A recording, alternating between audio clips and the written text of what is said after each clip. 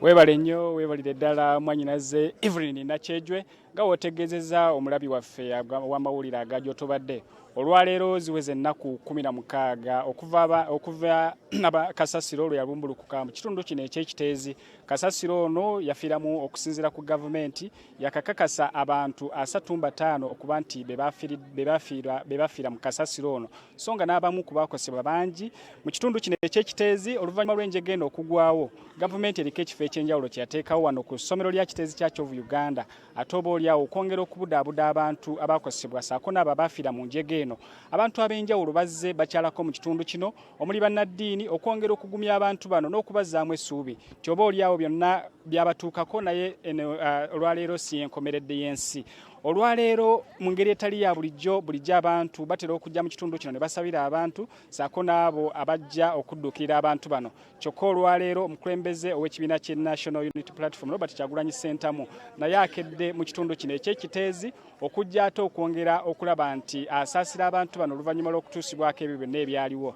Mu ngeri etali ya bulijjo olwaleero ebyokwerinda mu kiteezi bikedde kunywezebwa bulungi era nga ne wano wennyini mu nkambi we tuli olabira ddala nti ekifaananyi ekiriwo abasirikale ab'amadaala aga waggulu webali okulaba nti emirembe gikuumibwa. Okwawukanako n'ennaku ezibaddewo abantu babadde bakkirizibwa bulungi okutuuka mu kifo kino ekyateekebwawo okubudaabuda abantu bano kyokka olwaleero si bwe kibadde era naffe ab'amawulire olwaleero abadde talina endagamuntu ey'omulimu badde tokkirizibwa kutuuka mu kifo kino butereevu. Wano wenyimiridde ndina omwogezi wa poliisi mu Kampala Patrick Onyango twagala tumwegatteko atubulire lwaki olwaleero basazeewo ate okunyweza ebyokwerinda mu ngeri etali ya bulijjo. Owekitiibwa tukwaniriza BBS Telefina.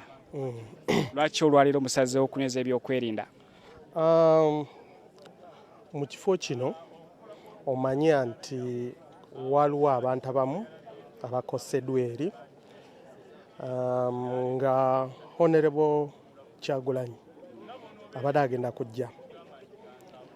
Kyetwasazeewo waliwo numbers oba limit y'abantu omuwendo gw'abantu gye badde twagala ki ajje nabo naye abadde aze n'abantu bangi ne tugamba nedda abamu musigale waki wabweru naye badde tusubira okuteekawo ki oba okunywezawo obwekwerinda. Ekisooka badde tusubira nti abantu be bajja kujja bakole kye baagala kukola nga tebagoberedde ekiragiro kyaffe okunyweza security. Naye security twaginywezeza twamukkiriza nayingira n'abantu be gye twakkirizaganya naye abalala ne basigala eki ne basigala wabweru okunyweza security eyo naye tebaddewo obuzibu bwonna bw'amaanyi.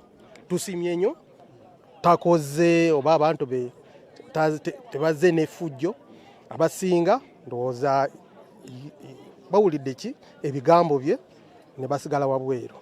Afande okutwaliza awamu olwaleero we butuukidde nga wakyaliwo famire z'abantu abatannaba kufuna abantu baabwe emirambo enteekateeka y'okugyayo emirambo egikyali mu Kasasiro etambudde etya? Enteekateeka ekyagenda mu maaso wadde obuzibu gye tufuna ekisooka obuzibu bwa embeera y'obudde enkuba etutaataaganyamu buli kiseera ate omulimu ogwo kukyagenda mu maaso.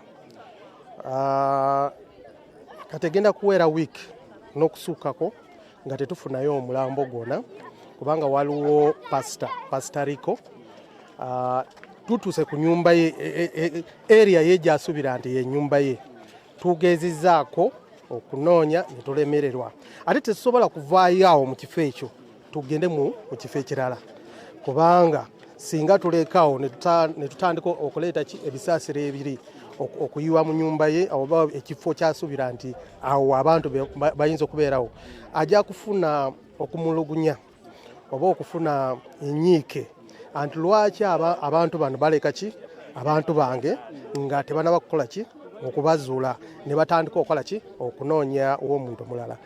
Kati yeeyo process kyekyaliko naye omulimu gukyatambula bulungi ngeri gye nzijja wano nga mbanyonjola buli lunaku tetujja kuvaayo paka nga bano bonna bamaze okufuna abantu baabwe naye tumanya nti ebiseera ebijjaawo mu maaso tetugenda kufuna abantu naye tugenda kufuna ng'amagumba ng'ebintu ng'ebyo kubanga kati weeks kati egenda kuwera mu weeks 2 n'ennaku eyinza okusanga nti ebintu bikoze ki tebakyali mu mbeera ennungi. Webale nnyo webalire ddala mpozi oyo mwogezi wa poliisi mu Kampala n'Emirirano Patrick Onyango abadde agezaako okutunnyonnyola embeera nga bweri mu kitundu kino eky'ekiteezi. Mu kiseera kino ekigenda mu maaso omukulembeze w'ekibiina ekya National Unity Platform Robert Kyagulanyi Ssentamu awerekeddwako abakulembeze ab'enjawulo okuli akulira oludda oluvuganya gavumenti mu Paalamenti Joel Bisekezi Ssennyonyi ssaako n'ababaka ba Paalamenti abamu era nga mu kiseera kino bali mu kulambula enkambi eno eyateekebwawo so nga era baliko n'ebintu eby'enjawulo bye baleetedde abantu bano abakosebwa mu njege eno ey'ekiteezi okwongera olyawo ate okubabudaabuda mpozi era n'okubazzaamu essuubi nti wadde ebintu byonna ebintu byabatuukako olwaleero si enkomeredde. Bino n'ebisingawo tujja bikutuusaako mu mawulire gaffe ag'essaawa emu agagambuuze mpozi ne mawulire gaffe ageesigika tukyali wano mu bitundu eby'ekiteezi koze ne munnange Davis ku kamera ebisingawo tujja bikutuusaako. Kale weebale nnyo Zubairi Lwalira wamu ne Davis.